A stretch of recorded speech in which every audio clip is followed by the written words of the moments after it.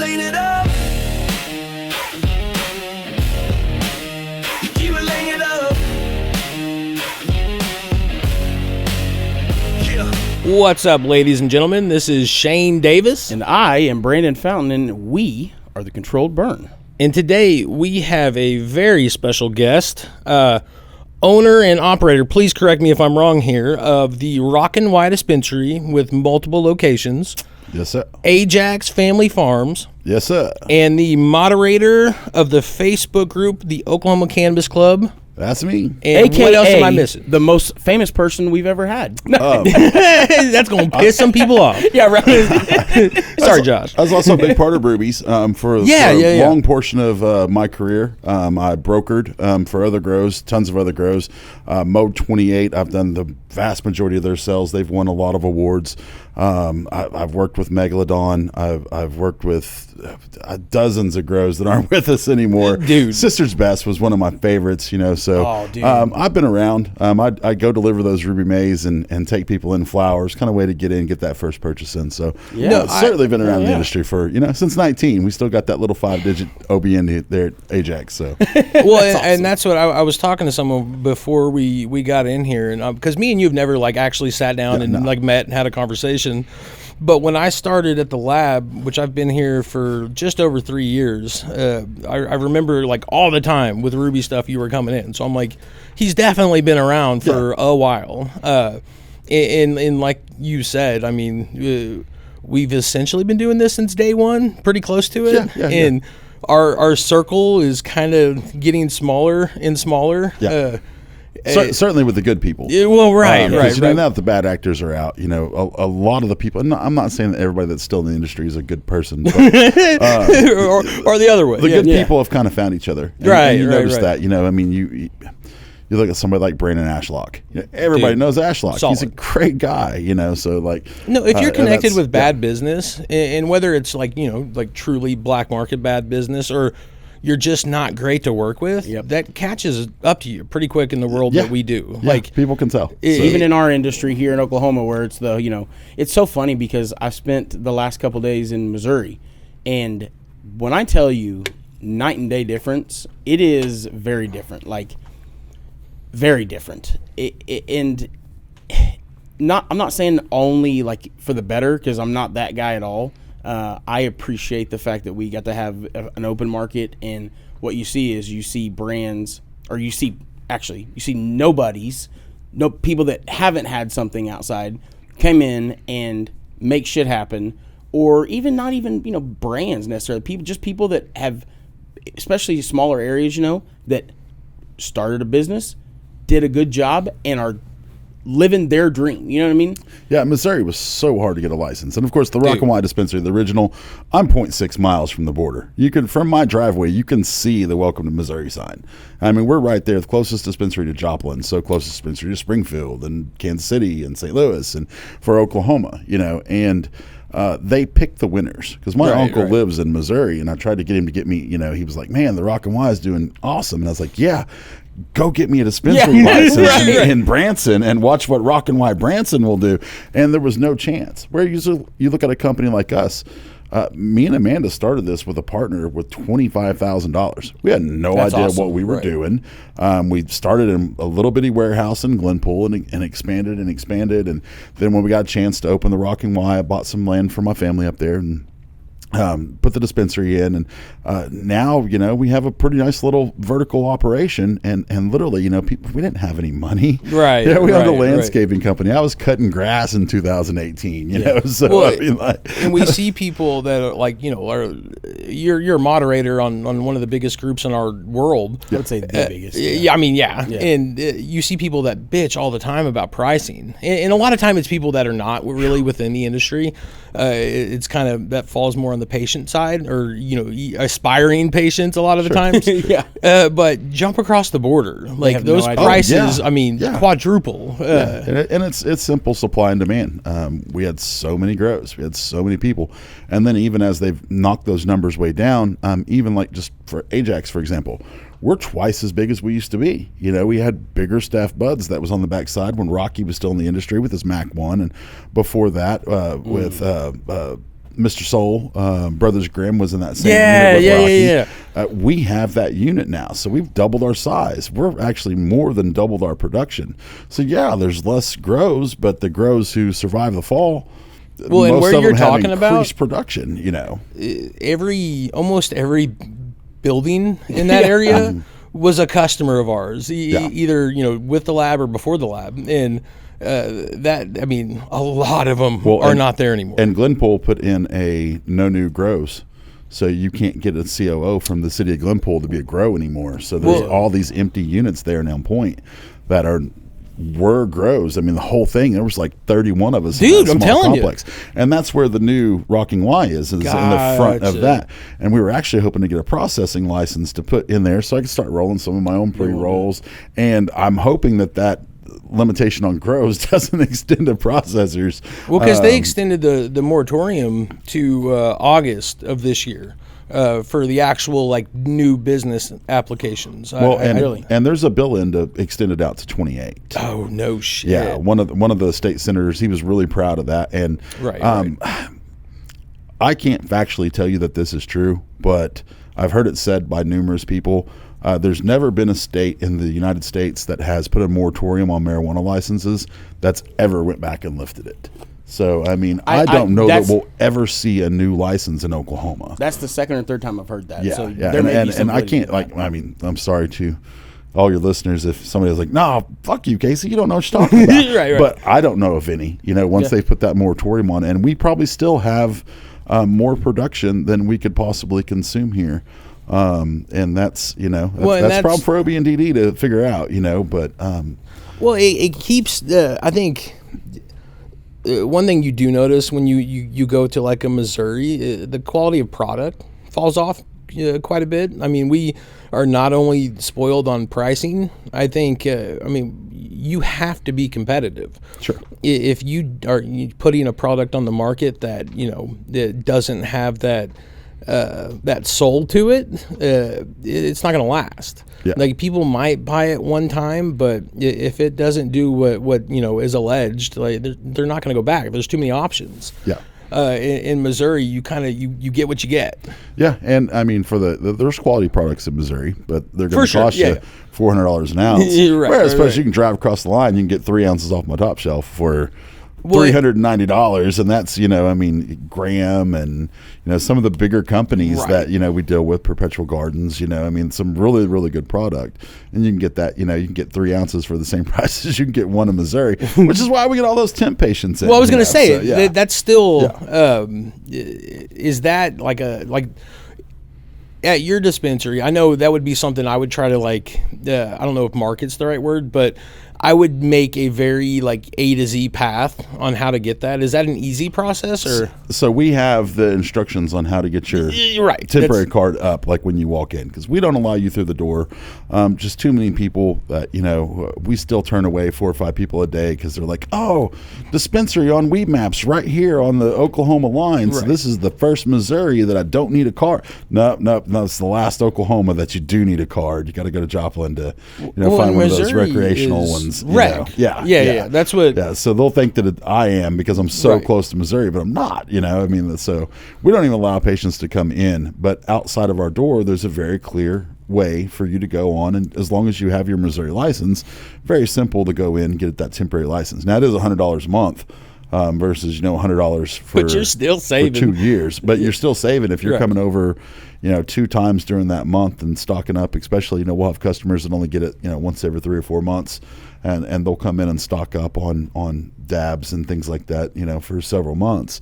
But then we have customers that the day that it expires, they get a new one. So do they have which I don't know enough about it, but as far as edibles go in Missouri, I know like Colorado and the rec, you can only buy 100 milligrams. I think it's supposed to be per day, but definitely per store or purchase. Is that the same there? Do you know? Or I don't think Missouri has a separate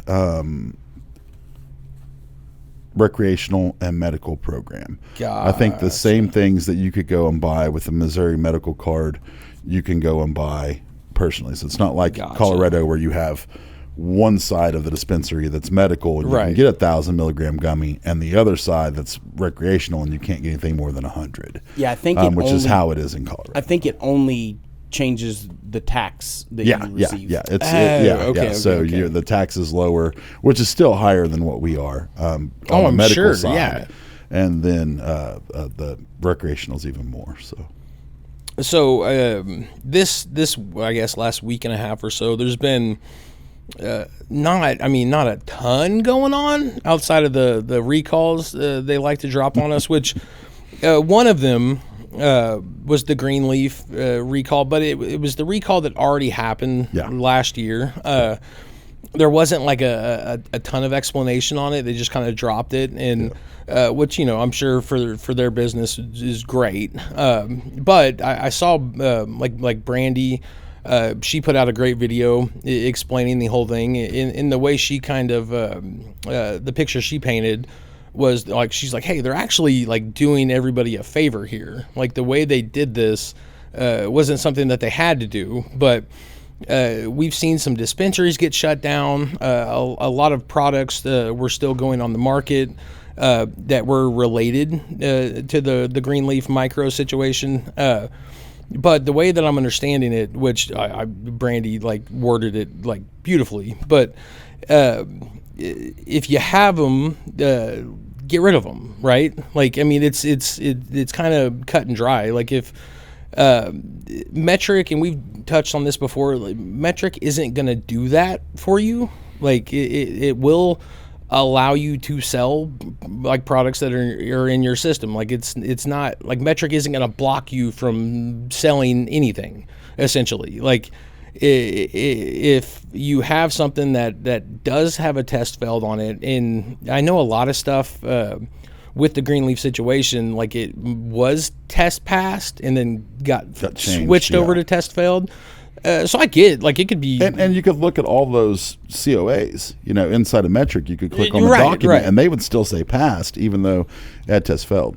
And then you had so many people at the beginning that were, we're going to retest this because we didn't actually fail. And we're in that category. In fact, you guys tested my grapes and cream. It came back not detected. I mean, that's in. So in a situation like that, so did it flip back? I guess. Yes. So it did. Yes, okay, it did that's flip what. Back. So if you got a pass test, and you had to do it twice, right, Brandon? Isn't that? I believe it did have to have two. Yeah, it had to have two tests. passes. It was like they treated it like a reserve, basically. Right. So and for us, we had some that were in Greenleaf, but I mean they were in the hundreds on microbials. Right.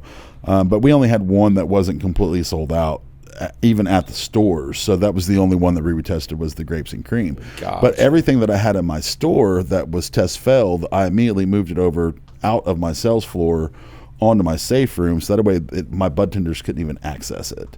But I mean, most of these things were, before pre-pack. I mean, so I don't know how anybody still had them, but apparently they were going in and still finding people with product that was test failed, that they'd had for months. I mean, that what was that, September? Dude, that's what I mean. It's been a long time. We're closing in on a year. Because deli style, the deadline for that was that November June 1st. June 1st. Well, June 1st was when May 31st we transferred all of our deli style out to the dispensaries, and then November 1st it had to all be sold. Okay, gotcha. So if you still have something deli style, even if they went and passed it, I mean, like, so what? You can't sell it anymore. And then if you don't have the $2,500 manufacturer's OB&DD, you're not allowed to pack it. I mean, you can't put it into packages. And you can't send it back to a processor. You can't send it back to a dispenser. You can't send it back to the grow. So you'd be stuck with it at this point, and you should have already wasted it. Do you guys do like packaging for other companies or? Yeah, most of the products that I buy bulk still from grow to grow. And then my youngest, Tyanita, does all of our packing and trimming. So it's a way, Ajax Family Farms. My son Gage is also, the main, besides my wife, who's the main grower, Amanda. Ajax is Amanda Joe's Amazing Cannabis. Amanda. Oh, that's okay. Yeah. Amanda, man, she started growing when 2018, right when we first got, we got our cards immediately. And what she was growing in the garage in this little 3-room setup I made for her, You're like, we can make with tents. I mean, it blew everything out of the water that we were seeing out in the world. So it was just kind of a no-brain situation when take that $25,000 and try to start it up. She used to clone citronella at the beginning of the year to put around the hot tub, and we had a pop-up pool that kind of got bigger as the kids got bigger, and then small as the grandkids started coming, and she would clone citronella. So I mean, she's the actual citronella plant, not the strain. Yeah, she would grab citronella, one citronella plant because they're expensive. When they keep the mosquitoes away, bro. Yeah, she would clone that and put it all around the pool, so that way she wasn't having to spray the grandbabies with sprays. Right. That's when the kids were little. We didn't care about that. Deet those little suckers up, But that's we turned out great. Yeah. There's nothing wrong with any of us. But she's such a talented grower that awesome. I don't have to do anything at the grow. I just do the business side of it. But Gage does the heavy lifting. He does all the potting, and then we have Clint as well. So we have a couple, but it's a family thing with us. Clint from.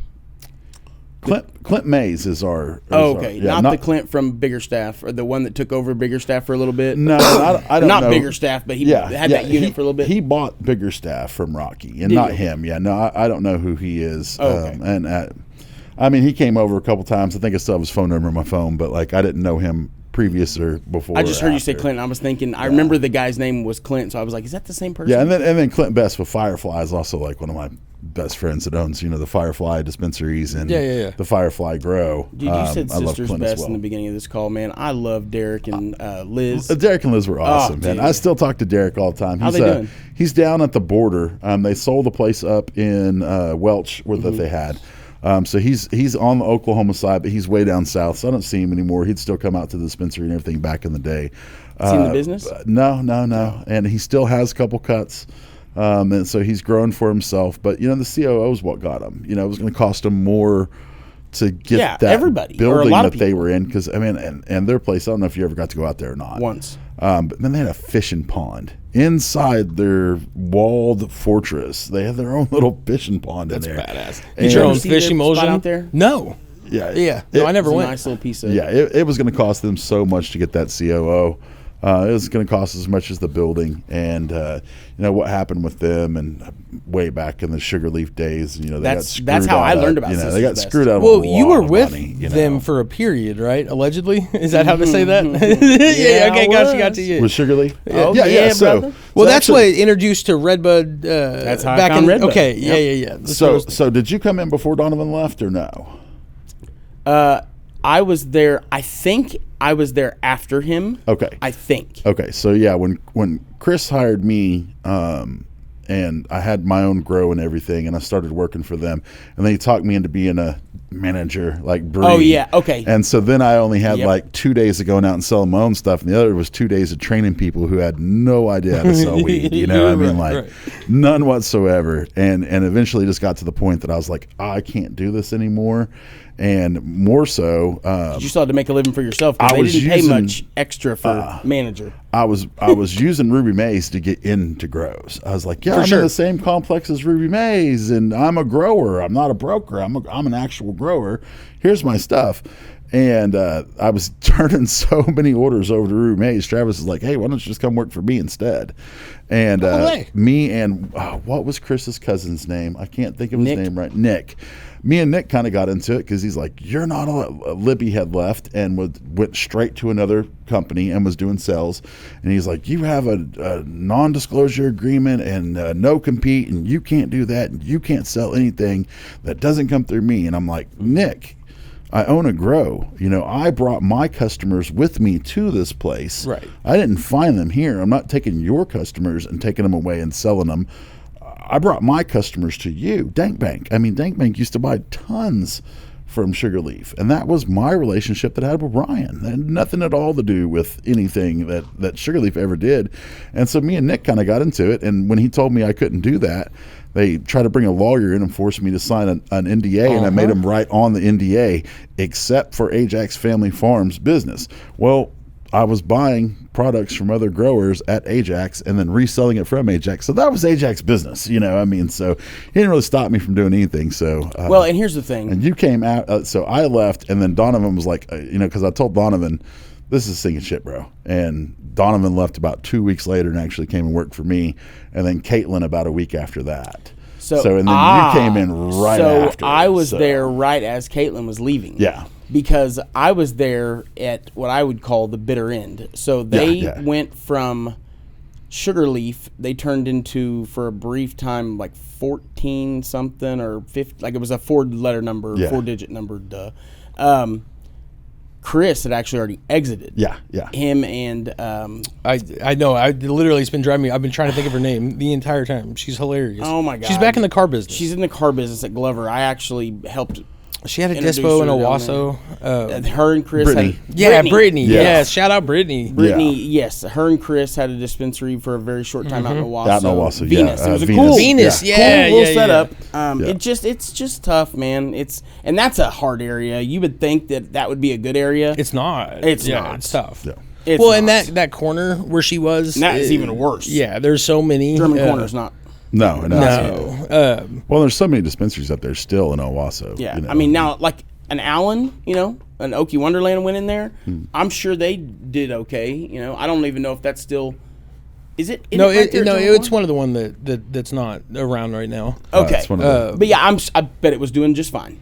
Oh yeah, it seems like he can throw that. I was about to say, anywhere. I think Mango, Okie. There's a few dispensaries that they just seem like they're going to be all right wherever they're at. Yeah. Well, and I think Ryan does pretty good out there. I forgot. Dud Ryan's out there. Dankbank's out there. Dankbank's out there. Yeah, I would say he's probably the only one that's really probably doing real well out there. Well, and it's a different monster when you're somebody like Dankbank. Yeah, so he has his own sure. grow. He has his own processor. He has multiple locations.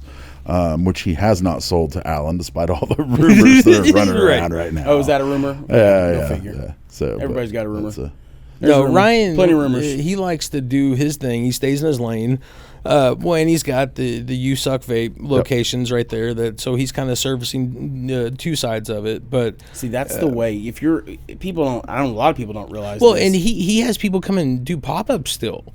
Like, I mean, I was on a schedule with him where I was at least one location every week. Yep. And I mean, and he, if you'll put the work in, like, he'll support it. He'll give you the space. Like, he's really good people. I like him a lot. He did really good with us. Mm-hmm. Yeah, we're still really good friends this day. Yeah. We haven't done a lot of business. Well, I buy things from him. He don't buy things from me. Right. I still buy some things. You from hear him, that, Ryan? You bastard. But he'll also call me, and we'll just talk about anything. We both like to travel he's a good a lot. dude. He's a good dude. Yeah. He's one of the Straight best up. dudes in the industry. 15. I think. Well, last time I checked, I think it was 15 You Suck vapes. Oh yeah, they're all over, killing it. Yeah, and he's doing does great good with on that. No, he's side working of the on his business. golf swing right now. But- Right this moment. Yeah. But he's also No, sorry. He's at 4:00. He's getting a massage. Yeah, right. I know that for a fact because we had a text. I was like, I thought I was going to call him because I thought there was something I was going to need to talk to him about, and it turns out I didn't need to. And I was like, "Yo, can I call you in like 10 minutes? I'm about to get off a phone call." And he was like, "Yeah, 2:00 I've got a chiropractor appointment. 4:00 I got a massage." I'm like, "I'll tell you what, Hey must be man, nice it's a to rough get life, shit. man. It's a rough life. Yeah, Have you ever been out to his spot in Sketchup? to the lake house now. They've had people. I'm so busy, man. I still work 100 hours a week. See, he I got don't know me if in on I'm a ever pyramid gonna- scheme, and he asked me to come out to his house. Oh, the traveling things. Yes, Yeah, dude. I was like, man, I don't see the grill treehouse on there. That's the only place I go. No, so before the show started, so you actually just got back from a little trip. Yep, about 10 days ago. Yeah. Damn. Tell me about Jamaica. Yes. Like so that's one place that I've on heard my list. nothing but good things. I mean, so Jamaica is such a wonderful place, and the people in Jamaica are such wonderful people. They're friendly. But it's Negril itself that we go to. Now, Montego Bay, Ocho Rios, if you go to one of those places, you kind of got to compete with the cruise ship traffic coming in and getting Gotcha. off. So, finding a place to eat can be challenging during the middle of the day when the cruise ships are docked. But Negril is an hour and a half west, and the sun sets right into the ocean. We cannot find any place else in the world that's like Negril because we stay right in the middle of 7 Mile Beach. You walk out to the beach. Go to the right. There's 2 or 3 restaurants. Miss Lily's is one of the greatest restaurants down on Negril Beach, and it's a 5-minute walk that way. This way, you got Chances, which is great pizza. You got Sun Beach that has all kinds of things, and then you can walk across the road. And there's other, there's Tip Top and Best in the West, and like all these things are walkable in Negril, and it's the only place that we found that you can go and stay at a resort. Which shout out Negril Treehouse, greatest place ever. If you got any questions, feel free to hit me up. But the Negril Treehouse is right in the middle of it all, but you can still walk everywhere. I mean, you can walk to go to a different restaurant every night of the week, and that's not even talking about going up into the cliffs into Old Negril, like where Rick's are, where they dive off of the big giant 40-foot cliff with a 30-foot tree, and they're jumping off and doing flips and stuff, and you can jump off the 40-foot and the 30-foot cliffs. You're allowed to jump off those, but man, Negril, it's just magical. And you go Have there. you tried to a You villa? said that like there's some 60 and 80-foot cliffs you're not supposed to jump off of. So there's a 40-foot cliff and a 30-foot cliff that you can jump off of, and then there's a bunch of 10-foot cliffs down low that you can. But then they have this like building and a tree sticking out on top of it, and way up on the top of the tree there's a platform. Oh shit! And it can be in between 60 and like 80 feet depending on the tides at the moment. People don't realize and you how have to far actually that count actually the is. tide on when you go off those.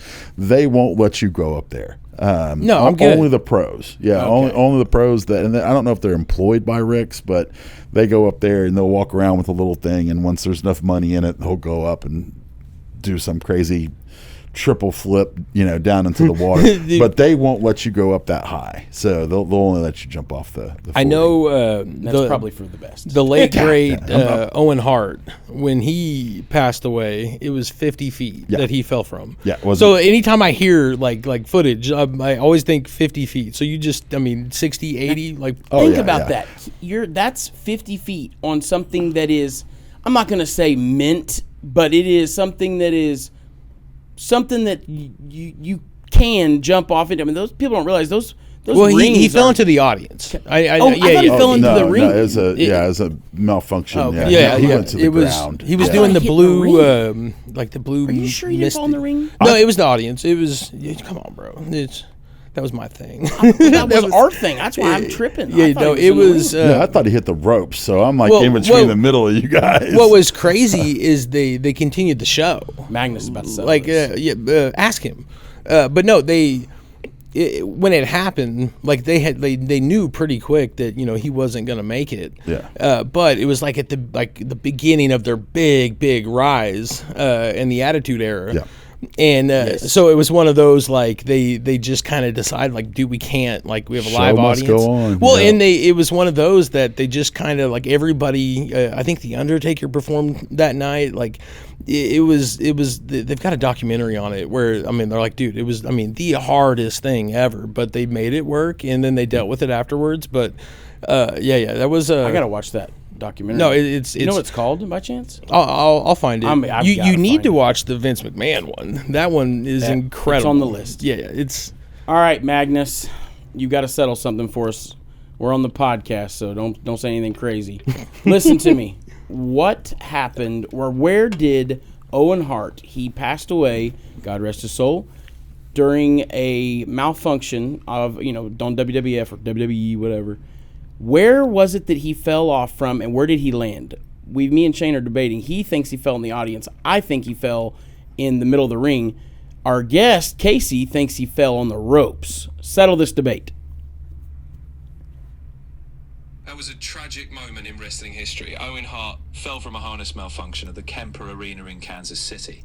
He was being lowered from the rafters and fell into the ring itself. Oh my God! All right, you got me. Do you understand how often this doesn't happen? I usually get my ass whipped Usually when yeah. I'm usually wrong. Yes, Zoe. I don't know if you're keeping score, but this would be a good time to start. And if so, it's 1-0. There you go. Sorry. I'll get mine back. Thanks for It's coming back. But still, that's 50 feet. no, that's. I'm sorry, I'm tripping on that. Well, it doesn't sound like No. like a huge number, but yeah, dude, that's enough to not make it. Well, and imagine at what, like 60 foot, if you don't land in the water right, you're having a tough Oh, day. well, I can tell you, I've been jumping off cliffs my entire life. I grew up on Grand Lake. I'm from Right. Wyandotte, Okay. So I've gone off that 40-foot cliff there at Rick's more times than I can count. There's videos of it. I don't do it anymore because I'm almost 50 now. My jumping days are over. But every time we go, you'll see people that jump off that 40-footer and they lean forward. And so when that water pressure hits their nose, just bloody noses. If you have your feet flat when you hit the water, and you'll bruise the bottom of your feet. You make sure they're pointed. I mean, and that's just from 40. So, when you start talking about 60, 70 foot, or even like in Acapulco where they jump off of the 90 footers, I mean, that's insane.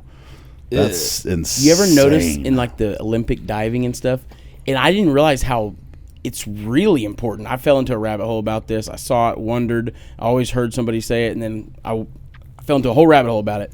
You ever notice in like the high dives in the Olympics, they have the little fountains that shoot water and it lands right breaks over there? it? That's literally super important, apparently. Like the water being broken, like, and not being like still it's a thing. That makes sense. Yeah. In my brain, I was like, that can't make that much of a difference. Yeah, it makes quite a bit of difference.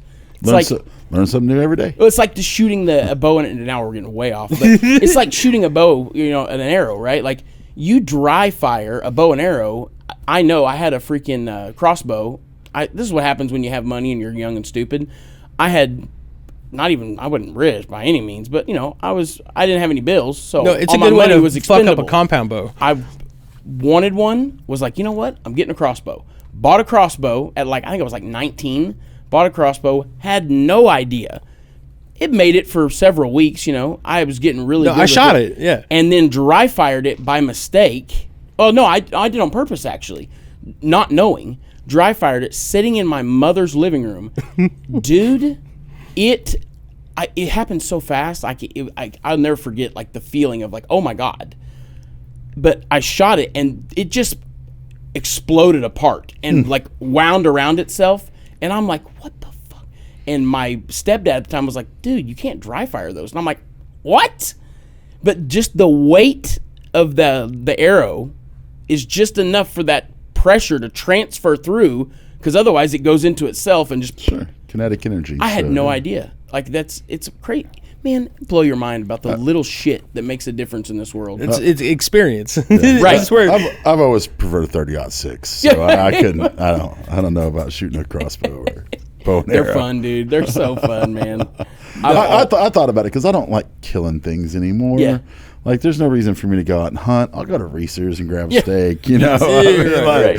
But I thought about taking a deer because I'm from Wyandotte. There's deer all over, and I thought about getting a bow and practicing with the bow and taking a deer with the bow, just in case, apocalyptic situations. It's a good skill to have. I have that 30-06, Well, I know that like 30-aught, it's a good ammo. That's very, very a common 223, 7.62, 12 gauge, 9mm. Those are all when you get into the weeds. Of course, yeah. Dude, I had a zombie apocalypse nightmare last night, bro. I woke up in the middle of the night. I was like, dude, it was incredible. Well, it's crazy enough. It's part of the reason why I say part of the reason it started as the reason, and then for some other reasons. But at one point I actually consolidated, and I traded off all of my guns because I had a 357 SIG, which, dude, the rounds are so stupid expensive.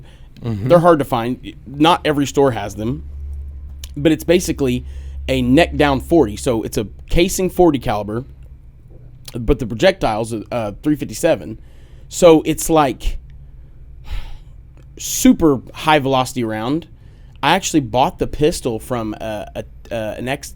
He's not an ex. He's still an officer there, I think. But Tahlequah's PD officer, and it's what he was telling me. He was like, dude, I'm getting rid of it because it's just too much velocity. He was like, I don't want to ever, God forbid, ever have to use my service pistol. I don't want to have another layer of worry that it's going to go. It's going to keep on. It's going to keep going, right? Yeah. And but yeah, so I actually consolidated everything I had except for 145 because it was one of my favies. But got everything traded or sold and switched everything to 9 mil. Just because I was like, it started as Shane actually was like, dude, in an apocalyptic type scenario, you're going to want common rounds. And I'm like, oh shit, you're right. So I actually have 22s. Yeah. I have right. I have a a good 22 pistol. I have a 22 single shot 410 22 over and under. Yeah. Those are And then bomb. a 22 like quail gun, Right. And but that's I mean, so but just so to have that one, as long as you have 22, I mean, and I have buckets put up. Well, it's a terrible zombie gun, but it's going to be great for well, not for zombies, you would think, I mean, you're talking rotting flesh and stuff. A 22 should be fine. Well, it was the number one. A slingshot might be fine for zombies, Now, if it's not zombies, if it's people, you're right. But I do still have, it said 30-06, and I'm the same way. Most of my handguns are 9. Yeah. I mean, dude, I wish 410 was more popular than it is. Dude, I like the Judge, Yes. where you can go 45 and then 410. Like 45 long Colt or it's cool. 410. Dude, 410, I love them. They're so fun to shoot because there's not too much recoil, and they're just, man, it's just.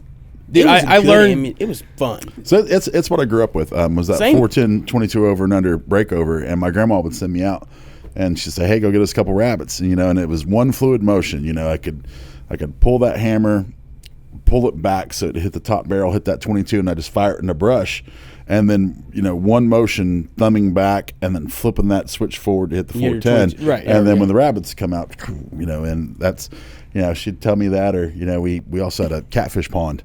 And they had a mechanical feeder set up on it. And so the mechanical feeder would come on once a day and feed them.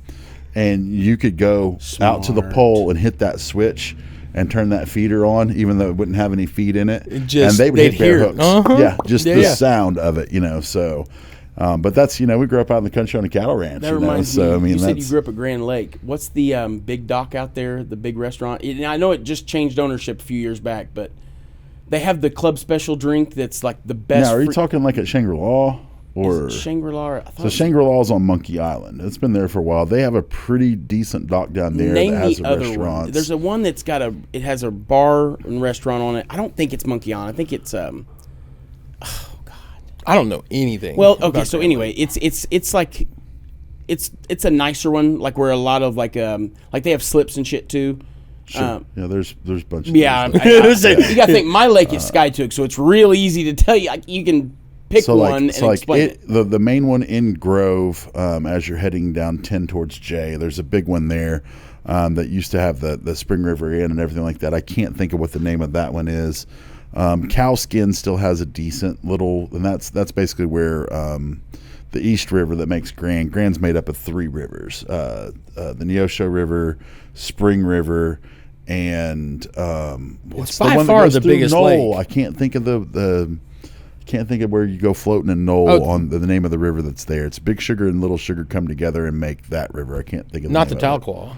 No, that's Okay. That's what. Yeah. Well, that goes to, I guess, Tin Killer. That's Illinois goes into Tin Killer. Yeah. But into Grand, where Cowskin is, which is over on the east side, there's another big one there, but I don't think that's what you're talking about. I think Eddie's is what I'm thinking of. It's called Eddie's now, but I think it used to be called something else. And see if that was down like the Ketchum side, like Afton. Yeah, okay, so Afton, and we didn't really go, I mean, we'd go to Twin Bridges a lot, which is where Spring River and Neosho River meet. There's 2 bridges and there's land in the middle. So we'd go there, or we'd go, back on the back side of the lake and drop in, Bro, their dock, they have, like, it doesn't matter. I mean, you stand and, like, if they're not already there, because usually there's a ton of people there, but if you just walk up there and stand, you see catfish just coming. And, dude, I'm talking, not just catfish, there'll be, what are those? Carp? Like carps, Oh, dude. But, man, monster-ass catfish, just because people will sit there and feed them right there on the dock. Like, I think one point they even would give you, like, you get dog food and throw in there and feed them. But, dude, like, massive. And, of course, the restaurant, and everybody else, you'd try to reach your hand in there and grab one. Of course, these catfish, they're like, you stupid asses. The carp are like, if you go to on Fort Gibson, there's a restaurant on Fort Gibson that you can park your boat, go up and everything, and in between where that where it floats, Uh-huh. and the thing Yes. go to land, all that in there is always full of carp. Yeah, and people are constantly throwing things in there, but yeah, you're not catching them. This is the same. That place I'm thinking of on Grand is, and the reason, man, I'm telling you, the food's good. I say it's good. It's always good when you're smashed. Oh yeah, But- you're out there on the but lake. You've been in the I hot. feel you're like not- it's just good food generally, but they make this drink, and it's like we've got them to tell us the ingredients. They have a special sweet and sour mix that we literally got on Amazon and bought it. Still can't fucking make this drink taste like theirs. But they have these drinks called the Club Special, and it's like kind of like a margarita, but not quite. It's hard to explain. But dude, it is the best. Like, it's hot outside. I want something refreshing, but also, I'm drinking some alcohol for the day. Their Club Specials, bro, oh my God, are so fire. Oh my God, that's going to drive me nuts now. I got to think of the name of that place. Yeah, anyways, got sidetracked. Man, we've got fish.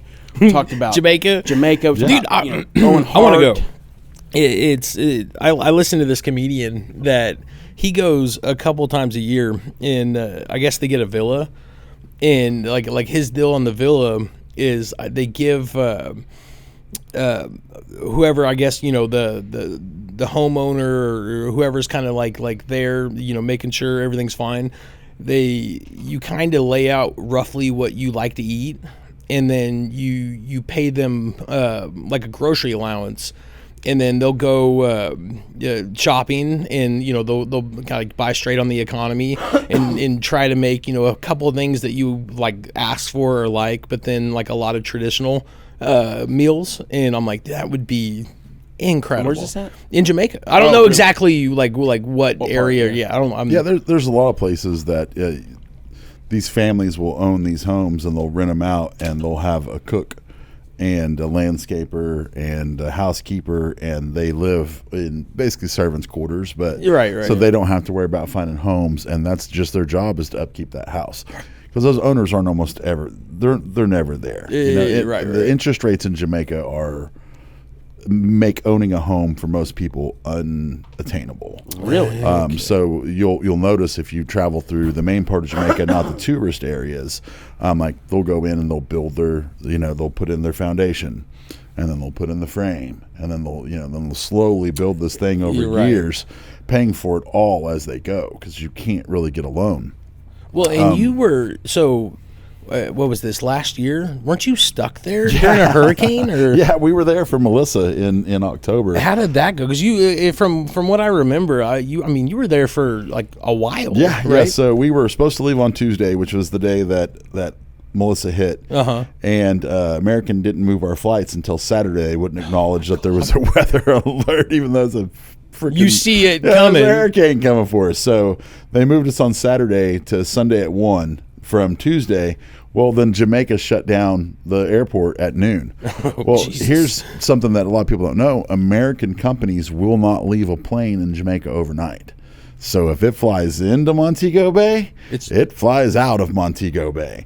So they couldn't get a plane there in the morning to get us out before the noon, because the flight from Dallas, that plane had a flight before. So it went from somewhere else to Dallas, and then from Dallas to Montego Bay. So we missed the cutoff by about an hour. Oh my God. The storm hit on Tuesday. We actually, they killed the power to the island. So there was no electricity on Jamaica. So I would imagine being inside anywhere was a nightmare at that point. And luckily, like where we stay at the treehouse, it's all, big concrete buildings, double rebar still enforced, like they didn't lose. The damage to Negril Treehouse was so minimal. They had a fence blown over. Did they comp? Like, I guess, I was or how does half. that? Well, that's what I was like, man. Yeah. Like, because I know I'm living on a budget most of the time. So if I have to stay a week somewhere, at that point I've already hit gift shops. I've already splurged out. Yeah. So they gave us half price, but we didn't end up leaving till Monday. So it was almost an extra week that we were there. And ATMs don't work. Right. The internet don't work. Your phone doesn't work. Nothing works. And man, let me tell you, that phone conversation I had with my kids on Monday, that was like, hey, I love you. I don't know what's going to happen. This is the biggest storm that they've ever had. And, you know, that'd be terrifying. Talking to Gage about the businesses. And I mean, like, like it was a rough conversation. And then you got to have it as a father. I mean, you do. Yeah. And who knows when I'm going to be able to talk to him again. Right. And then when we went up into Negril, the actual town, on Thursday, it looked like a fucking bomb hit them. I bet. And that's one thing in Jamaica is like you'll rent a plot of land from someone for your house when you're a Jamaican. Well, if you build a nice concrete hurricane-proof home, that landlord is going to kick you the fuck out and take your house and rent it to someone else.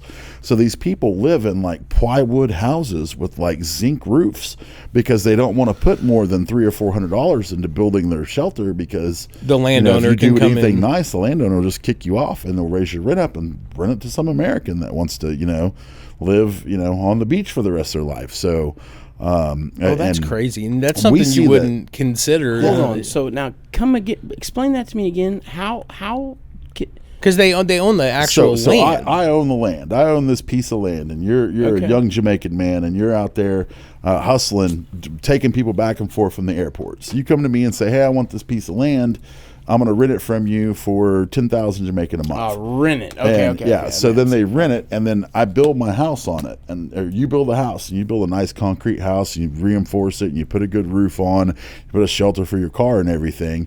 You did all the work. You paid for all that. I still own the land. Shane's going to pay me 25,000 Jamaican a month for your badass house. I'm just going to put you out on your ass and rent it to Shane. So that's essentially how McDonald's came to be. Like, I know there was Hey, listen, we've offended a lot of people on the show. Can I just say, can you be careful offending McDonald's here? No, right now they've got the money. They're doing great on their own now. No, I guess their owner is going viral right now, or one of the owners. They've got this new sandwich out, and he made a video of him eating it. The big arch. Yeah. Apparently, he looked very not into it when he was eating it.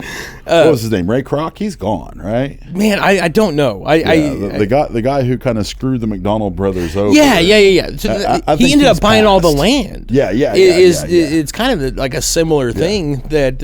It was just a hostile takeover. Right. He took their name. Right. He took, Well, they had a set sure of standards. I think now, there's a movie that came out not too long ago about that, right? No, the story's crazy because he just randomly stumbled into an old school McDonald's and was like, wow, this is a great business model, super efficient, and he makes a deal with them and they start kind of popping up locations. Well, was selling ice cream machines, something and so the original owners they didn't like where he was sourcing, I think, the actual ice cream.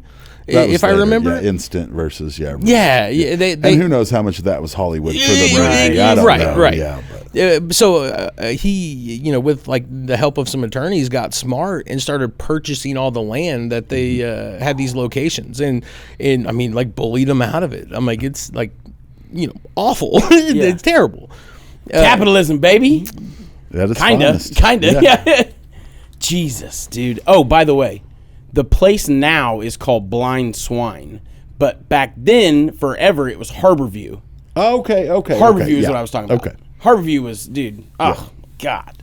I hope it's the same. If not, nuts to y'all, but man, the freaking club specials. That is right there on 10 as you're leaving Grove. Is it? I'm almost positive. Is that by Afton? Am I wrong? Oh, or is that maybe close? it is by Afton. I mean, they're all right there. Okay, all right. Dude, keep in mind, I don't know shit about that area. Yeah. I've been to Disney a few times because, side-by-sides. But we have, so my wife's dad, or stepdad, owns a boat that he bought from a guy there. Mm-hmm. And then for the most part, that boat stayed at Skytook. Well, 4th of July, the rest of her family, they all have, there's a little freaking RV park or whatever that you don't rent the spots, you actually buy, you buy it, own it. But it's called Ponderosa. And we've made all kinds of jokes about it because it's just a cool spot. You know what I mean? It's not right on the lake. It's about a mile away, quarter of a mile or 3/4 of a mile or so. And but they've got now I think they've got 7 or 8 plots all together right there. But we would go down there, and here's the thing, man. I almost drowned when I was a kid. I've got a healthy fear of water. Like, I love to swim. I love the water. But there's just something about freaking being out in especially lakes. I swear, lakes scare me more than the ocean does because, you can't see the murky-ass water, especially Oklahoma. But I've always done okay. Never really had any, like, fear on the lake that I was at. Then we went one night to 4th of July at Grand. Holy shit. It's a different animal. Like, I've been on a few lakes. I've been on Keystone on 4th of July. Skytook. I think I've even been on freaking Ten Killer. Dude. And all lakes are packed on 4th of July because usually there's a fireworks show somewhere around there, and it's really cool to watch it on the boat at night, right? They typically call it amateur weekend. Yeah. It's really, and it's fun, Dude, keep in mind, this boat that her dad has is badass, okay? It's a 29 and a half, it's like almost a 30-foot Tritune, okay? With a 492 motor, badass. They have this thing called the Captain's Choice, so it can exhaust like a normal underwater, so it's real muffled, or you can flip a switch and it's got 2 tailpipes that make it exhaust right under the swim deck. Oh, fuck, dude. It sounds like badass boat, right? But with, when we were test driving it, it was me, her dad, her stepdad, her brother, and the guy that owned the boat at the time. Sure. And we were on the lake. He was like, I'm gonna crank it up and show you what it's got. And we're like, yeah, hell yeah. 55 in a 30-foot Tritune across the lake with 4 big humans in it. A badass boat. And then you can, as hard as you want, you can whip that thing fully, and it doesn't even tilt. It just, it's a badass boat. So this is a good-sized boat that I felt very safe in. Dude, you get out on 4th of July, and then, it wasn't too bad going to the destination where we were going to watch the fireworks. But keep in mind, when it's over, everybody is leaving at the same time. And it's dark. And it's dark, on top of that. So, yeah. Bro. Did you go out to Party Cove? Well, it was right there by Harborview, not too far down from Harborview. Pretty close. But yes, I think it was fairly with close. With the cliff and everybody's tied off. And it was very close. Party Cove, yeah. Dude, I was so fucking scared. I was scared to death because they have, Grand has got some big-ass boats. And then they've got some that you don't see a lot, but you freaking see them on the 4th of July. That, dude, they make a wake, and a 30-foot metal boat, and you're just at its mercy. Oh, yeah. We were just... Oh, my God. Just a couple years ago, they had one of the big Lexuses out there. One of the big, Lexus $1 million Lexus yachts was out on Grand Conor Lake. McGregor got one of those. They're pretty badass. Huge. Just, It's made by Lexus, actually? Yeah. And 10 rooms. They're huge. Yeah, they're giant. And the other was one of them out there. Millions of dollars, man. Yeah, and there was one of them out there on Grand. There's some money out there on Grand Lake. Dude. And now I'm from Wyandotte, so I'm opposite of Disney. Disney's where the dam is. Wyandotte's where the lake starts. So that's where Spring River and Neosho River, there at Twin Bridges, that's where Wyandotte is. So that's where I grew up. It was on the other side of it's huge. Good fishing, yeah. Big ass lake though. I prefer Skytook though. It's easy, small. It's the one that we always went to. It's chill. It's very chill. Keystone gets shit on a lot. Well, Keystone tried to kill me, so damn Keystone. I got. Well, it literally almost killed me. So there's a Bears Glen, Washington Irving, 2 areas of Keystone. We're down there as kids, and I'm like, well, I had just turned 18 actually because I was. I remember going to the hospital. It was the first time I was ever in the hospital as an adult. And we leave the lake, and there's I don't know. At the time, I had an 03 Suburban, so I was always the guy that everybody rode with. Big ass, nice fucking Suburban. It was, man. Remember my first Suburban? So nice, dude. Bro. And you did not treat it well. I did not. I did not at all. We were in. It was a LT with auto ride, right? It's a luxury Suburban, sure, but it was 4-wheel drive. Well, at my 18-year-old brain that did not have to pay for that Suburban because my grandpa was a Yeah, I was spoiled at that. For a very short moment in my life, I was spoiled. And that was the moment. And I remember he took me, walked right into Riverside Chevrolet, and, he's thinking in his brain, he's going to help me get a car, and it's going to be, this is what we're thinking. And I talked him into that, and I can't believe he agreed to it. He did. I was the only one of his grandchildren that were around him. Like, he was my guy. He was actually my step-grandpa, but he was my guy. Like, I love that dude. And his grandchildren and his kids were, I'm not going to say, they're just where they weren't the best at, appreciating him. I did, but I also was spoiled now. I'd ask for some stuff, and come on, Papa, please, And he sure did freaking sign this Suburban for me, and it was a nice vehicle. This was I'll tell you, it was in 07 I got this, and it was an 03 LT with auto ride, so it wasn't that old. And it had, I want to say 40,000 miles on it when I got it. I mean, it was a nice freaking vehicle. I want to say he paid like 18 grand. Yeah, which back then. Yeah, that's like 40 stupid, today. yeah. Uh-huh. And it wasn't the Z71. The last one I had was Z71, but it was a LT with auto ride, so it had the air ride. Yeah. Fully loaded, everything you could imagine, sunroof, DVD player, everything. My stupid ass would take it out because it was 4-wheel drive. My stupid ass thought that, off-roading. And I would get it like behind, I don't know if you know anything about West Tulsa, there's an area called Camel Toe that's just off-road, or behind Rolling Oaks, and it's like right next to the Arkansas River. Piss out of this thing. Across from Sand Springs. I jumped it. I would literally like Old jump North it. Roads. Yes, dude, I was so stupid. But anyway, so we leave the lake, and we're smelling this, like, what the fuck is that smell? I'm thinking like we passed something dead or whatever. And so finally we had come to the conclusion somebody stepped in shit, because it was not leaving the cab. So I pull over. I'm like, dude, that's it, guys. I'm gagging out in here. So, everybody check the damn shoes. We pull the car over. Well, one of the guys that was with us, his name was Rowdy. Rowdy, it was the only one, I think, out of all of us that changed his shorts and left his actually took his swimming trunks off. The rest of us left them on.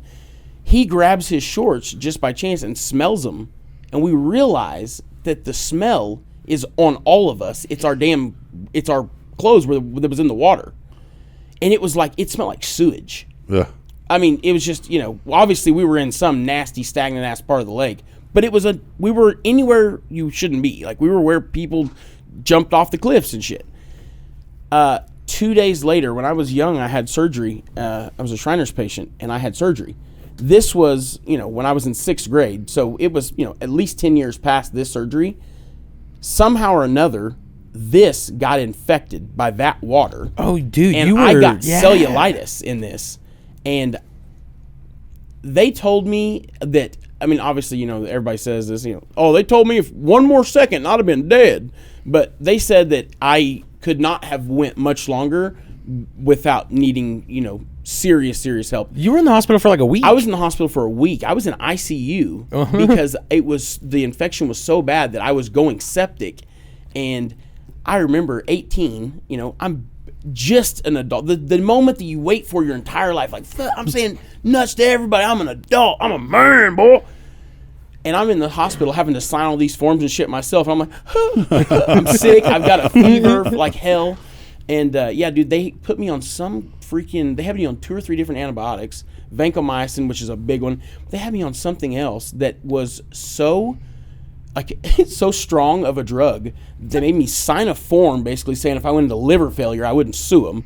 And it came in a glass brown bottle that they had to, it had this plastic like chloroform thing they put on it, what I mean, and hung it on the IV rack in a glass bottle. Oh, dude, I was shitting my pants. But yeah, that water is for sure what did it. And since then, I'm like, piss swimming in that lake. No thanks. And this is why Rastabeard goes to Jamaica to the ocean. Right. The ocean keeps on moving. Yeah, but you're talking about the Jamaica, and I know some people, you might know them too, but do you remember before Ryan bought Jumbo's, Bo a guy named Bo owned Jumbo's over there on 61st and Memorial. Right from Woodland Hills Mall. Right across from Woodland Hills. It's right next to that Gold. It was him and his I know where wife. Jumbo's is, Yeah, but yeah. yeah. The only Bo I know is Zellner. You're not talking about. Oh, No. That was across same the area. street. Yeah, Same area. Yeah, this guy's name, his name was Bo Meehan, and his wife, or at the time it was his girlfriend, her name's Jamie. Super nice people. Some of the coolest people ever. Well, their deal was off of Aruba. Exactly. Yeah, That's yeah, what I was yeah. about to say. It was, they were like you are with Jamaica. I imagine they are with Aruba how you're going to be with Jamaica in a few more years. Like they had been going for a long time. They've got people that they know out there. And like now they go at least once a year. And they don't stay in the tourist area. They've got friends that they've met that are locals. That they stay at their house, and just the stories they've told me about Aruba, I could just imagine. I would love to have, Jamaica. I don't care where it is, somewhere, obviously tropical, nice, beautiful, but Jamaica, Aruba, something like that. I would love to just, well, if you be go able to once go and take the leap several times, and it's fantastic, like because I'm dude, if I find a good burrito somewhere, I'll eat at that spot 100 times. You know what I mean? Game over. changes compared Jamaica and Aruba to a burrito. Hey man, It's if you love things, you love things. If I find something that just hits right, like I'll keep going back. Like we just got back Sunday, or like late Saturday between Sunday. We went to Surfside Beach, Texas, which is like, that? dude, it was cool. It was like an hour, maybe less than an hour away from Galveston, basically in between like Corpus Christi and Galveston. I found it on Reddit because I was looking. I was like, what's the closest beach? We want to get away for a couple days. Found a really good price. This resort, like you walk out of your room and it's like one of the houses on stilts, and you're like on the beach. And I couldn't beat the price. We went, I guess like 3 days, but it was one of those like we'll go back. Like the service was great. Like the area was really cool. It was kind of like the community we found. Like 500 people live there. And we didn't want to, because, it was spring break, so we didn't want to go to, like, a party area. Yeah, we had our kids with us, or, like, some of them. And it was cool, dude. It was the last two places we've gone to. We went to Grand Isle in Louisiana, which is a cool little island, like 2 hours away from New Orleans. In this place, I just start Googling stuff and find it, and now I'm like, okay, we'll definitely go back. It was a 7.5 hour drive, I think, like, which I'd never been to Houston. Houston's like farther from Dallas than we are from Dallas. Yeah. I had no idea. Like you think, Texas, like you're just going to kind of jump in, but we got to Dallas, in no time, like I think it's 4 hours, but Houston, I mean, was a hell of a drive. And I guess where we went, because we ended up going to like 5 or 6 different Buc-ee's. Where we went, the Buc-ee's in the area were just regular gas stations. Like when you like first get in off of 75 into like Plano, you run into your first Buc-ee's, which is massive. And then right outside of Dallas, you'll hit another one. But when we got outside of Houston, every other gas station was a Buc-ee's, but it was just like a Casey's. Like they have smaller ones? Yeah, everywhere. Oh, okay. Like I was like, oh, dude, this is cool. It started there. It makes sense. Well, you're right. It was. We didn't spend a lot of money. It was cool for the kids, and the beach. It's the Gulf. So was it brown there? Or was it already blowing up a little? It was blue. So one of the locals was kind of like, he's like, dude, you guys like hit the right time. He's like, because usually it's brown, but it was really windy, I guess, leading up to it when we went to. So there was a lot of movement, but the water was super clean. And I mean, like, half of my kids had never even seen the ocean yet. So for them, it wasn't like dragging them out. They didn't have to deal with like riptides or anything. Like it was pretty chill, but like it was fun. I actually saw the ocean the first time with my now 28-year-old daughter. Oh, really? So yeah, we saw it for the first time together when she was 5 in That's badass. Newport Beach, California. Yeah, dude. So I grew up out there. Like it's like I grew up in Riverside. So yeah. we would go. I mean, you know, like especially in season, we would go all the time. And you've really got to like I'm used to beaches where every like 100 yards there's a lifeguard, and if you don't know how to deal with a riptide, you're gonna have like a tough day. Like you probably shouldn't go out in the water. And on the Gulf, I've been to a couple different spots now. Like there's not even you won't find a lifeguard. But I taught my kids. I'm like, dude, when you're going through it, like you'll hit like because they still have like little versions of it, and I'm like, just find the bottom. If you can find the bottom, you know where the top is. And literally just push off and catch some air. Like in Newport, when you get caught in like a really strong one, I mean you're gonna go for a while. Yeah. So you got to get it sideways out of it. Right, and you got to get some air somewhere between there. So, Thank God I've never had to worry about that. oh, dude, but it's I mean, scary? I mean, yeah, don't but know? it's beautiful though. Like the water's blue, dude. Like it's you know, you don't appreciate it when you're growing up, but yeah, it's one of those. I'm like, oh, eventually, one day, we'll make another trip back out there. I'll be honest with you, I didn't know that water ever got blue down there. I thought it was always that brown ass color. No, I know once you get to Corpus, it's blue. Really? Yeah, but and so we looked when Brittany and Aya were little. We used to go to Panama City. Okay. Because Galveston was like 8.5 hours. Yeah. And Panama is like 12 hours. And the Panama is a west-facing beach, so the sun sets into the water in the summertime. Right. And it's not that much further. And Galveston was brown. You're right. And I didn't want to go to brown water. You know, if I wanted brown water, I got Keystone that tried to kill Brandon and shit, you know? So, but that's the cool thing about Jamaica. The water is so calm that, you know, unless there's a storm or something going on, there's no rips, you know. Okay. Because I mean, like I'll show you a video when we're done. Yeah. The water's so calm as it comes up. A lot of times it looks like glass. There's not even.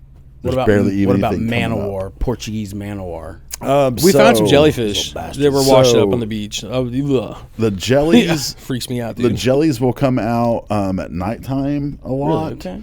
And when there's a fresh rain, they'll come up and eat the things that get washed into the water. But it's more of a summertime thing. So if you're there in December or October or February, it's not as big of a deal. Is that the time to go? You know, I'd tell you yes. I'd tell you to go to Jamaica in October because, you know, it's the end of hurricane season and there's not usually storms. The weather's normally really nice and it's not packed. Like we just went on spring break. So, I mean, like every room was full, you know. I mean, like sometimes we couldn't, you know, we'd go to get dinner and we'd have to wait for a couple minutes before, you know, our waiter got to us. And in October, there's not that many people there. So you don't have to get up in the morning and run down to the beach and mark your chair. You don't have to worry about what time you show up to dinner. There's always a table. Now, after, you know, Category 5 hurricane last year, and, you know, in 2025, I don't know that I'll say, yeah, October's the perfect time to go, you know. But for a long time, that's what I believed was, you know, I mean, it was the perfect time. It's fun when you go during the busy season, which really, like... I love to people watch. Like Thanksgiving weekend through like March through spring break. Right. That's like the high time, and that's when there's going to be concerts somewhere every single night. You know, there's going to be some live music. There's going to be the clubs are going to be open, and a lot of times, even some of the smaller restaurants, if you're there in October, they're not open yet. You know, they only operate seasonally.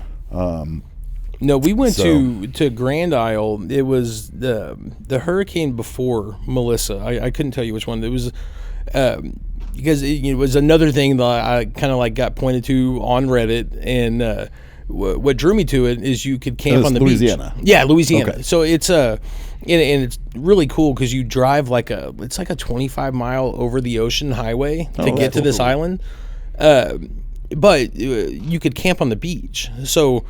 I bought all this extra shit that I did. Like our car was loaded down. We went to Baton Rouge, went to New Orleans for a couple days, and then we were going to spend like 4 or 5 days camping on the beach. And when we got there, it looked like a war-torn country. And I'm, I didn't even put like 2 and 2 together, but they had just gotten through this hurricane, and so everything was closed. Like and they had a state park on this island, and that's where you could camp at. Well, they turned it kind of into like a sanctuary for all the residents because they couldn't live in their homes. So they ended up having everybody like FEMA came in, like brought RVs. Damn. And so I didn't know this until we pull into the state park, and they like kind of stopped us, and they're like, let us know what was going on. And so I was like, fuck, dude, we just, came a long way. And I ended up getting lucky, met a couple really cool people that were like crabbers at this gas station.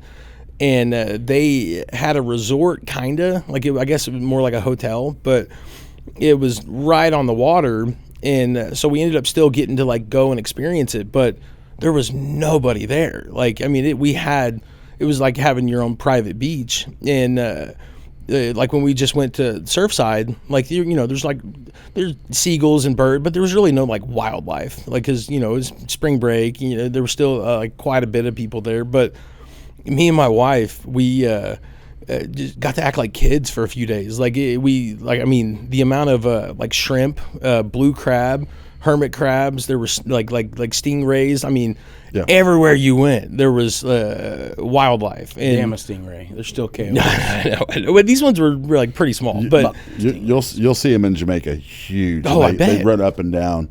And there's a double reef there, so you don't see sharks. Go ahead. Sorry to interrupt. No. It's that would be like. Have you like I'm terrified to dive. Like I would snorkel, but I don't diving. Having to deep pressure edge that freaks me out. But thanks. Yeah, no, I'm good. But I would like snorkeling in a reef would be dope. Like I would love to do that. And they have tons of like glass bottom boats in Jamaica. Oh, that's sick. Like $40-$50. They'll take you out to the second reef, and then let you snorkel. Yeah, I mean, yeah. Now, what do you mean there's by diving second out there. reef? So there's two reefs. It's a double reef. Okay. So there's the close reef that you could swim out there. Now it's probably about 13, 14 foot deep. So you better be a strong swimmer. You're right. And there's boats zooming around, pulling parasailers and, the banana thing that, all the people ride on. So, you might get ran over too. You're right. But the second reef, if you're sitting on the beach and you're looking out, you'll actually see the break at the second reef and like 8 to 10 foot waves. But that reef breaks it. And then the second reef breaks it again, and that's why the water's so calm. And you said there's no sharks because they don't swim past the first reef? They can't get past that. They don't really come past that first reef. So down at 7 Mile, it's a double reef. Now you'll see them up on the top at Bloody Bay. They can get into that bay, but you don't really see them. Is that the reason for the name Bloody Bay? It was whalers. Okay. Yeah, the whalers used to bring their whales after they'd catch them. They'd bring them in there and they'd clean them and stuff, yeah. So the bay would literally be covered in blood. So Okay. but there's actually a really cool place called Luminous Lagoon that's a bay like that as well. It has one of the bioluminescence. I was just so saying if you're in there, you can sweep your hand, and it does all the tracers behind it. The first time we went, we were actually by ourselves, 4 Jamaicans taking us out in the middle of this bay in the nighttime. We're like, okay, this is the first time I thought I was being kidnapped in Jamaica. And Amanda was leaned up real close to me, and I was smoking a cigarette. I looked back, and behind the boat was glowing from the motor. Oh, yeah, because you're breaking through it. Yeah, because we're breaking through the motor. Geez. And about then I see a pink outline of a fish about this fucking big out in the water, and then it darted away from us. And it was blue streak away. One of the coolest things I've ever seen. But the pirates used to bring their ships in there during storms because that bioluminescence would light up, and they said it was protected by angels. Oh, so like that's all the sick, bays and dude. and anytime you see a storm, any of those bays, and as you're driving the coastal highway in Jamaica, which they're about to put a big highway in, but they don't have it yet. You're looking at 5 miles away from you across the bay, and you're like, oh, that looks pretty cool. And you drive for 30 minutes, and then you're on the other side of that 5 miles, looking back the other way. So a lot of bays and a lot of histories and things like that. Dude, so. I want to know how does a bioluminescent freaking beach, bay, whatever area even happen? Like, what causes that? I wonder. It's temperature That particular one is where the Martha Brae River comes in. So it's a freshwater, saltwater mix. They're almost all that way. But, they've studied this. They've went in and grabbed these bioluminescents from Key West and Hawaii and, there are several places in the world, and they can't keep this shit alive to get it to a research facility to even inspect it and see what causes it. And what it is when it's agitated, it emits phosphorus. So you have this little tiny microscopic thing, and anytime it gets agitated, it just starts releasing phosphorus, which is the glow that you're seeing. That's what's in most neon lights, things which like also that. probably kills it. No. Okay. But it's just a natural, a skunk, releasing, a scent to drive you away. And they do that light, which I would think would make them get eaten. But, Right. No, you can buy, which this is completely the other way, but sea monkeys. No, you can buy bioluminescent fish now, like Petco and but I think they're manipulated. They're right. No, you have to. You have to buy food to kind of keep that going. Really? I've got a couple of them. It's like radioactive type shit. It's like, hey, you'll be fine. There's these little flakes that they'll mix in with the actual food that keep them glowing. You have to put on a hood and full protective gear. You're You're not supposed to touch the water for 3 days after you feed them, but it keeps them glowing. You buy the fish food for them, but and all it is just more of the shit. It keeps it in there. Yeah. No, I've got a couple of them in because I've had my tank, dude, for 5-6 years now. This guy's a fish tank guy. I mean, he's not like the big saltwater fish tank guy. No, not yet. He's got some dope I have the shit. setup. I've still got a 4-year-old that anytime you have a saltwater tank, you have to have a secondary tank, and you can't just put your hands in there. There's things that'll hitchhike on that things that you can hurt it and it can hurt you. Yeah, right. Yeah, and we've got a few more years, but I've got everything I need. It's just I'm like one day I'll don't have a 4-year-old anymore. It's like so here we go. We all our kids are raised. The baby's 22, so we're definitely in our. In our what's it, empty nester phase. Yeah. And I'm terrified of it. Of course, we got German Shepherds. So now we have 2 kids at home. They just whine a lot more than the actual kids did. And, right. Require more attention sometimes. Yeah. Mine doesn't if he wants to be where I am. If that's on the couch watching TV, he's on the couch watching TV. If that's in the bed, he's in the bed. He wants to be wherever Dad is. Right. So, but it does, it does get good. I mean, a lot of people are like, oh, my kids, not me, man. I was a parent at 17. Right. So I was a parent my entire adult life. Yeah. So I'm cool with it. I'm cool with that phase being over. So a decade. We waited too long. I waited too long. He didn't. No, Lord. Yeah. Shit. No, I went. If there was a way to make money changing diapers at a certain point, I'm a few years away from it now, but at a certain point, I changed diapers for 10, 15 years. It's there are 10 kids. Oh, you guys have 10? Yeah, all together. No. We're like Brady Bunch. Yeah. Just bigger, but it's. Because you have Abel and Axel there too. Yeah. So they're and that's only 2 of the 10. Yeah. They're 50% of the time now, and our oldest is 17, and then our youngest is 4, and then everything in the middle, and. Which I literally got a text right before we started recording. One of my daughters just got valedictorian 4.0. And then Ray, shout out Ray. So she just got accepted in this program. She's a junior. Ray wasn't the one that got valedictorian? No, Jessie. She got... nice, dude. But no, Ray just got accepted in this program where she's a junior in high school right now, but... This will be her last year in high school, and she's going to be doing this nursing program where she'll go to. I've heard of dude, this. It's Owasso, man, is cool. Dude, there's a lot of suck in having your kids in those big ass schools, but this is the one No, between this is the cool side my of son wrestles and.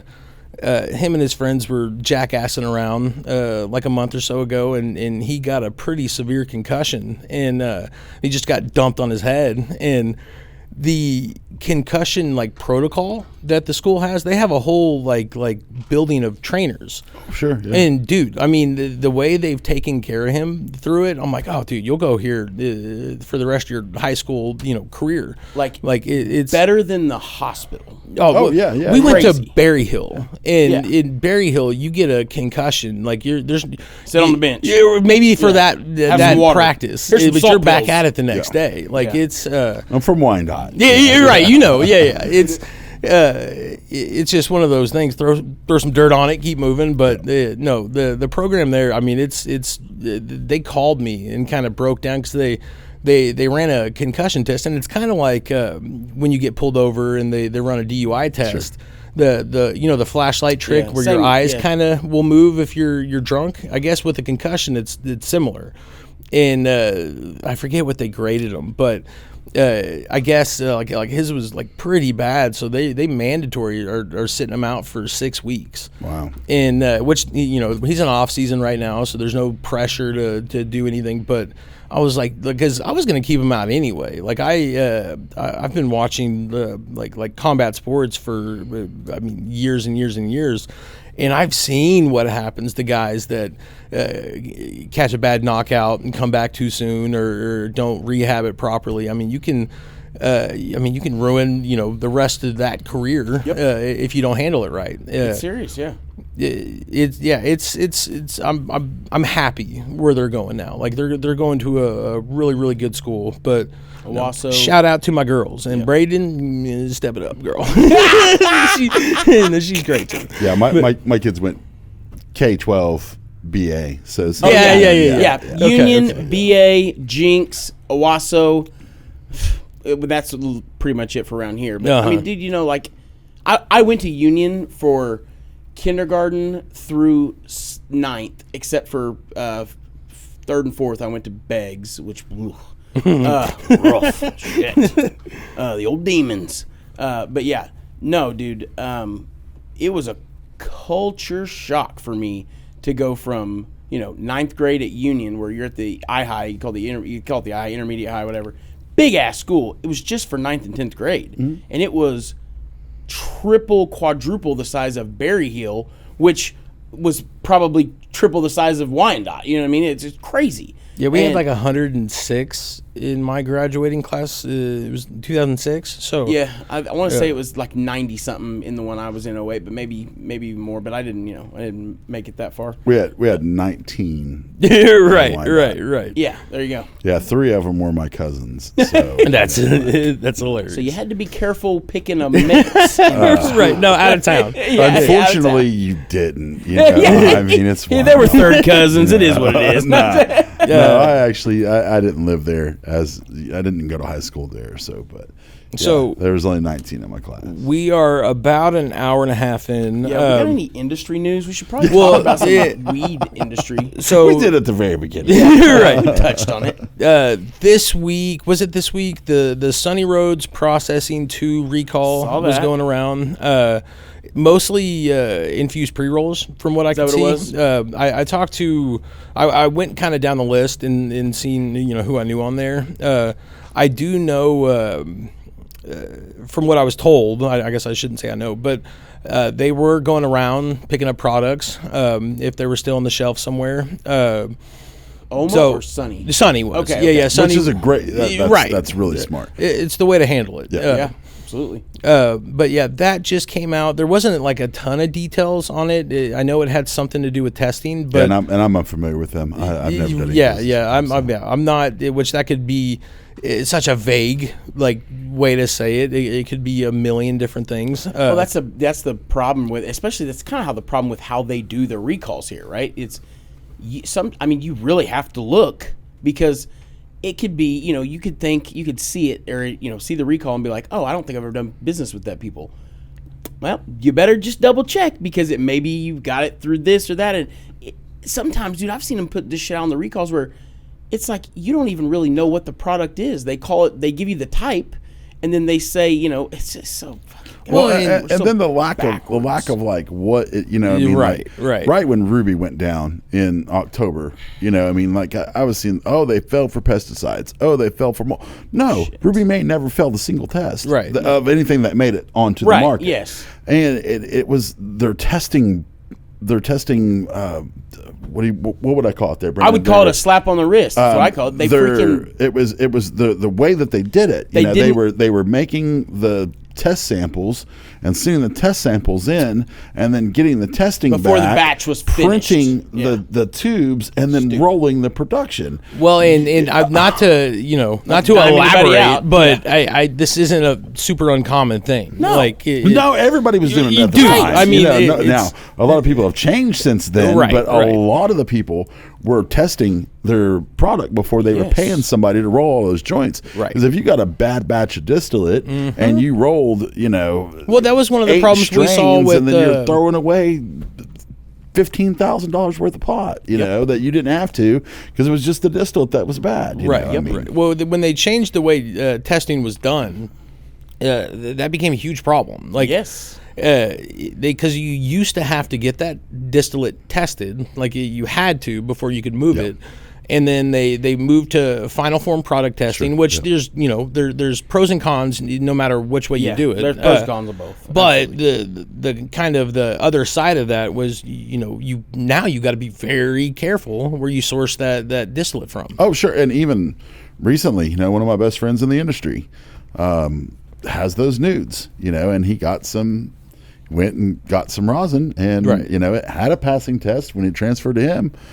But when he tested it, it didn't pass. So now he's got a whole batch that, you know, he can't use because and you know, we it was really- hot for pesticides.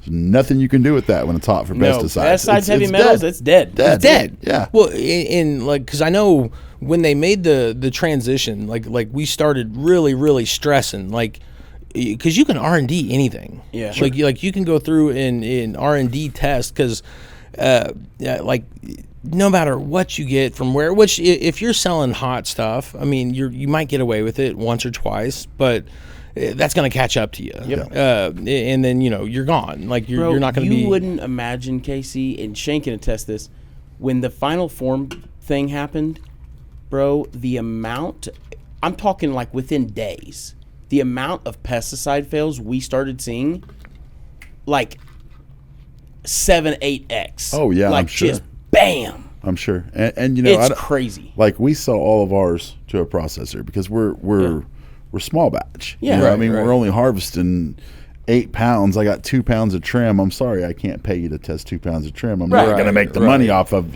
testing that. And used to, I could test Yeah, the yep. flour as one, and I could sell that trim as the flour, but I can't do that anymore. Right. Well, a So lot now of people, they would just do that. They would do Yeah. that, and then maybe I know a lot of people that would do.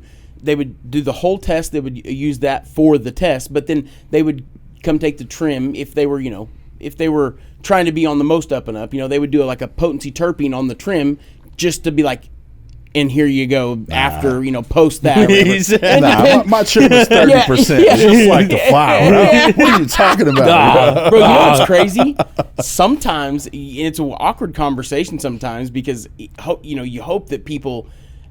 I've worked hard in this industry to try to have a trusting I hope my customers trust me by now. I know I'm just a damn salesman, but we've had a lot of times actually where people bring in their trim and this shit will test higher than their flour because think about this, right? Because if You've you're got- shaking it, There and knocking you all go. of those heads off, if you're using a machine. I've had some people like, "Oh, dude, you're so full of shit. You guys are full of shit." I'm like, "No, I'm not." Yeah. Hear me out, But trust me, depending on what you're using it for, they have the people that if were hashing or whatever. Yeah, you bring me some of the trim that you guys have brought. It's not going to be even half, maybe. Yeah, but if somebody like Ajax has been around for 7 years, we've never felt for pesticides because we don't use pesticides for Yeah, indoor. right. Can't leach from the ground. I mean, what's going to come up through the concrete and into my bags of Pro Mix? Right. No, so We've had people. So it's a little safer if you have that kind of thing. But when you're throwing something on Oklahoma Cannabis Club that says I need Disty, and definitely back in the day, people would test one thing that they knew would pass, Right, when they right. knew everything else wasn't going to. You know, so. Yeah, right. Well, and one we've like seen some whether shit. you test with us or wherever you test, I stress wherever you're going to source your distillate from. Either make sure it's at the lab that you trust and that you use for your final form products, or ask them to get it tested there. Because if you have that that base distillate material tested and then the final form tested, a lot of times, unless they're giving you, not what they're saying it is, it should be on track. It should be on par. Should be. Yeah, that's the one advice. If you're sourcing your stuff. No, the amount of times that we've been told, like, well, we had a passing test from XYZ lab, and it's like, well, we can't, we don't have any data on that. We don't know kind of, how it was received or whatever. Especially there's no control. if there's numbers, you know what I mean? Like, this is the big one on a lot of people. Like, especially if you got a test, on some flour, right? And it had pesticides in it. It wasn't a non-detect. It had like a little bit, right? Right.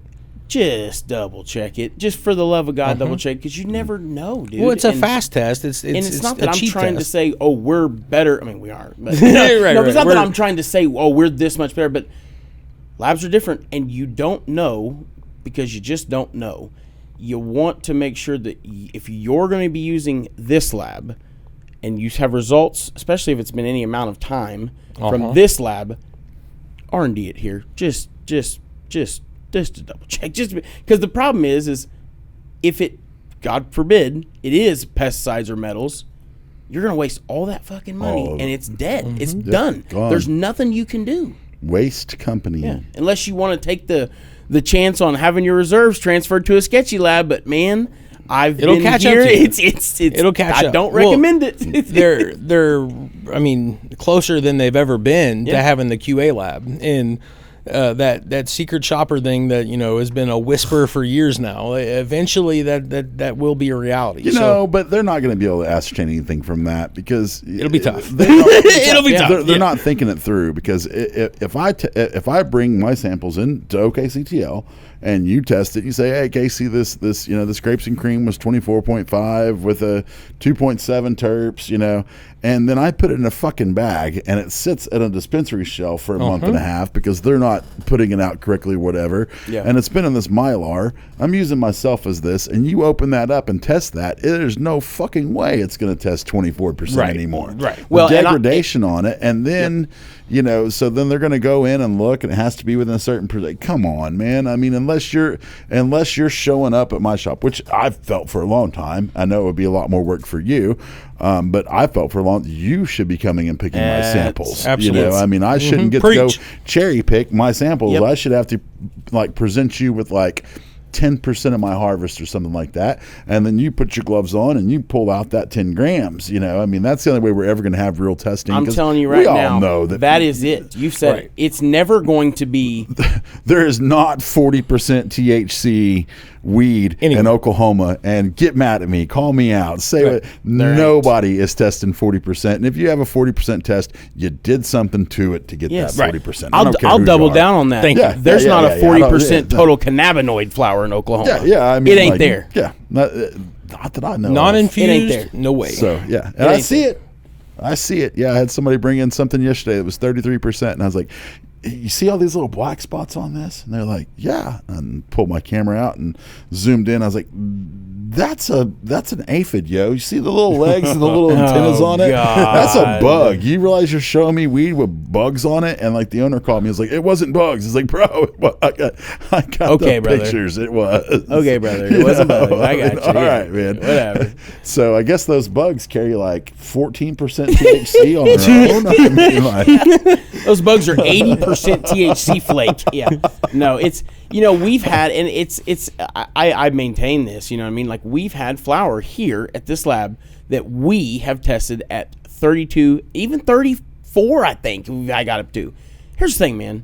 And we'll test it again. Right. We're going to have more. It's not just the low numbers. There's people that, first of all, if you don't come to OKCTL, if you're going to try to cheat, don't do it. We're not the one. Take it elsewhere. We're not the one. we have a protocol. We're going to know, okay? And I'm going to take your money, and then I'm going to fail it for filth and foreign material like OMA has told us to do. And so you're going to lose money, and you're going to have to fucking do something else about it. But you can absolutely, just like you said, you can cherry pick. You can get a 32% bud, pull the stems, Right. make sure it's perfect, right? But that 30-plus average THC flower, No, that's not a true representation it's not of the a true batch. representation of the batch. No, not at all. No, you're not. It just doesn't. It's not. It's just not there, brother. It's not there. The fucking record in the country, right, is like 35 or 6 or something. Man, And I've seen 42% in Oklahoma, man. Oh, What are you yeah. talking Oh, I about? remember the That's Green a Dynasty, world record. 39% Well, I cat wasn't going to piss. say any names, but since you well, we can, yeah. Here's the thing, man. I'm not knocking them for it. You know, No. They're customers of ours now, and it is what it is. They've had very good flour before they were even with us. I think some of their flour was really good, right? I think that anybody with a brain knows that the world record wasn't broken in Oklahoma Right. 4 years ago. 17 times a month. Right, exactly. Right. No, I think the first Cannabis hell Cup outta here. in Oklahoma City, the winner was like 41, 42. Shut up. Are you serious? No, you would see crystallized growth if that was actually Dude, real yeah. reality. But I know we got to get you out of here. Yeah. Do you have anything that you would like to toss out there? Anything that you're promoting? Please. Man, Rock and Y Dispensary in Glenpool, man. We're open here in Tulsa Metro now. Got all the things that we have out there on the state line, right on the corner of 141st and Peoria. Definitely, if you're in Tulsa, get out, check us out. Got Britt Horton out there. Heck yeah. Got Jess Foley out there. Got a great team Let's already go. in place. So, Okay. yeah, if I'm like, I'm not going to check the Rock and Y out. That's an hour and a half away on the state line. Not anymore. Right Now we're here. Metro, Yeah, now you're 141st close. Peoria. Come on down and see us, I man. love that, dude. I want to come check it out. Where 141st? What's it by? Like, what else is there? Like the water tower for Glenpool. Oh. There's like a. That's crazy that I knew exactly all, where that is. all when you those said that. grows are right Yes, there. or we're talking about. Yeah. So, but there's not a lot of businesses out there. There's a new card place. They're building some huge homes across the street. But A new card place, like playing cards. yeah, like Magic. Yeah. Okay, yeah. So, Me old Shady man come out there and peek around. yeah, so there's a tattoo shop in there now. Hell yeah. It keeps on growing. So We have I don't know how much exposure this is going to get, so I'm going to expose it. It's not bad, I promise. On May the 13th, Shane, I haven't told you this I was yet. saying, I'm learning live. Yeah. What are we doing? We are going to sponsor. Actually, they don't even know the shit. I texted her. I haven't told her we're officially pulling the trigger, but we are officially pulling the trigger. May 13th, OCIA Dude Fest #2. So, excuse me, sorry, Red Bull. It is. Let me pull this up and give you some info. I just texted actually both of you this. So what this is it's a bowling tournament. bowling. Okay. Bowling. Dope prizes. I think like one of the prizes is like a freaking Meta Quest with a Batman Arkham. Like, I mean, it's pretty cool. But it's a team- Holiday Lanes. Yep, Holiday Center. Lanes Bowling Center, 44 Southeast 44th Street in OKC. Starts at 6 p.m. I did not get to go to the first one, but I saw pictures. It was badass. Like, they do so prize for best individual, bowler score, first, second, and third, trophies for best team score, first, second, and third, worst team score, best costume. So it's a costume. It's a whole thing, dude. Teams, yeah. It's. I wish, man. I wish I had a TV. I could just like look at this. But a lot of brands were out there last time. They took a year off, and now they're doing it again. And I think they're gonna try to do this every year now. Really cool. Lots of brands out there. Lots of dispensaries out there last year. Have you ever heard of OCI? It's an industry association. We've been heavily involved in PCA. Now I'm personally, OKCTL is still a member of PCA. I personally tend to gravitate towards OCIA because I like the we need change in Oklahoma. We need PCA is more educational. more OCIA educational. is more OCIA is get lobbying. shit done. We're at the Capitol. Let's get shit done where it matters, right? And that's where I want to spend my time, because we need more than anything some freaking organization in the industry, and we need some damn change from the top down. So I'm in. OCIA is a great business industry association for that. You should check it out. But also, this bowling tournament, it's going to be a lot of fun. We're going to be there. You should come out. And, we're going to make them come out. No, I'm kidding. You're right, right. Yeah, May 13th at 6 p.m. in OKC Holiday Lanes, Dude Fest Part 2. I will have more info about it next week. In the coming weeks, I'll have some more info about it. So. There you go. And then we got Brett, I think, that'll be on next week, hopefully. We'll see. We'll confirm that up. But yeah, that's it for me. That's all I got. Casey, thank you so much for coming on. Dude. Hey, This man, has I been had a awesome. blast, man. Anytime, man. This is Thank a lot you. of fun. It's always a good time when we get to like have people that we know, and if you want to be on it, if you want to come on, hit us up. We'd love to have you. Business, whatever. I mean, not just any. Yeah. We're about to get some emails. I'm getting an email, but yeah. Yeah, no, we got some really cool ones cooking. But that's all I got. That's it. I'm Shane Davis. I'm Brandon Fountain. That's Casey, and we out. Peace.